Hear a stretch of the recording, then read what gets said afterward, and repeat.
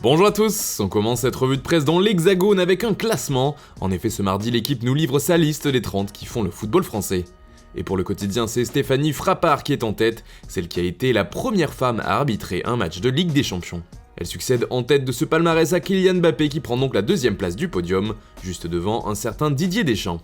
Toujours en France, Maurizio Pochettino fait les gros titres de France Football. Selon le magazine, pour retrouver le feu sacré, le Paris SG a misé sur un coach explosif et entraînant. Et comme le rappelle le Parisien, le technicien argentin n'aura que 3 jours pour mûrir. En effet, le PSG affronte ce mercredi l'AS Saint-Etienne, un premier rendez-vous seulement 72 heures après avoir récupéré ses joueurs. On part maintenant en Angleterre où les journaux font tous leur une à propos de la défaite de Liverpool. Hier, les Reds se sont laissés surprendre par Southampton et ont perdu 1-0. Avec un match en plus, ils sont donc à égalité de points avec Manchester United, qui aura bientôt l'occasion de leur passer devant. Une mauvaise opération pour les hommes de Jürgen Klopp dans la course au titre. Les Reds se sont fait assommer par Ings, rapporte le Daily Express ce mardi. Passé par Liverpool, le buteur anglais a ainsi crucifié son ancienne équipe. De son côté, The Daily Telegraph évoque plutôt un match à pleurer, car Ralph Hasenhuttl, le coach des Saints, était en larmes au coup de sifflet final. On en parle également en couverture de The Times qui met surtout en évidence le fait que le but de Danny Ings ouvre la course au titre de l'autre côté de la Manche. D'ailleurs, toujours en Angleterre, le Daily Mirror évoque évidemment cette défaite de Liverpool, mais ce qui nous intéresse ici, c'est que la Première Ligue a reçu le feu vert pour continuer. En effet, malgré l'annonce du gouvernement britannique d'un nouveau confinement, la Ligue de foot et la fédération ont été assurés que les compétitions sportives d'élite continueront à se dérouler. Une nouvelle rassurante pour le monde du foot anglais, cela fait également les gros titres de The Sun ce mardi. Le show doit continuer, résume le tabloïd. Malgré le nombre record de joueurs positifs, le championnat va pouvoir se poursuivre, ajoute le journal.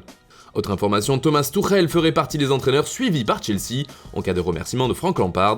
Le technicien allemand pourrait donc très vite rebondir après son éviction du Paris Saint-Germain. En Italie, on salive déjà avant le choc entre le Milan et la Juve. Un duel crucial pour la course au titre en Serie A qui aura lieu demain. Et s'il faudra attendre pour cette belle affiche, les deux équipes se sont déjà lancées à fond dans la course au renfort. En effet, la Juve comme l'AC Milan multiplient les pistes et sont déjà actives sur ce mercato. Comme le rapporte la Gazzetta dello Sport, les rossoneri sont très chauds sur Mohamed Simakan du Racing Club de Strasbourg.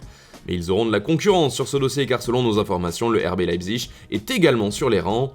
Autre dossier chaud à Milan, celui de Gianluigi Donnarumma. Cela fait la une du Quotidiano Sportivo, qui nous rappelle que le club lombard risque de perdre son gardien pour rien. Il est libre cet été et il peut s'engager avec qui bon lui semble depuis hier. Les deux équipes font aussi la couverture de Tuttosport, le quotidien transalpin évoque un feu d'artifice sur le mercato pour désigner ces deux écuries, car l'AC Milan est sur Mathias Zaccagni qui évolue au Hellas Vérone et également sur Simakan. De son côté, la vieille dame fait une percée sur Olivier Giroud. En Espagne, Lionel Messi fait parler de lui en une de Sport. Non, le journal ibérique ne traite pas la Pulga de mytho, mais bel et bien de mythe. Car sa légende n'en finit plus de s'écrire, lui qui continue de battre des records. Il en est maintenant à 750 matchs joués sous les couleurs du FC Barcelone. D'ailleurs, il partage la couverture du quotidien avec un autre joueur blaugrana. Il s'agit d'Antoine Griezmann, qui ne sera pas en vente selon Sport. Le club serait confiant sur le fait que le Français va s'améliorer au sein de l'équipe et n'essayera rien le concernant durant l'hiver. On reste de l'autre côté des Pyrénées avec le Real Madrid qui fait grand bruit. C'est le bazar d'après Mundo Deportivo, car la Casablanca aurait proposé une prolongation à son capitaine Sergio Ramos. Mais son entourage, lui, ne serait au courant de rien à ce propos. On parle ici d'un nouveau contrat de 2 ans avec une baisse de salaire liée au Covid. En parallèle, le club merengue suivrait plusieurs pistes pour le remplacer, avec notamment David Alaba qui sera également libre cet été. L'autre nom que rapporte aussi Marca, c'est celui de Pau Torres, le défenseur central de Villarreal. Le quotidien nous affirme au passage qu'Eric Garcia sera bien l'objectif numéro 1 pour le Barça cet hiver.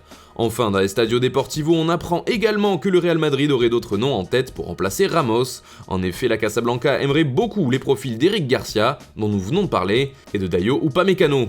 Les dirigeants madrilènes lorgneraient également 2 joueurs de Séville, avec Diego Carlos et Jules Koundé, les 2 défenseurs révélations de l'équipe andalouse sur la saison passée. Voilà, c'est tout pour aujourd'hui, on se retrouve dès ce soir pour un nouveau journal du Mercato sur Foot Mercato.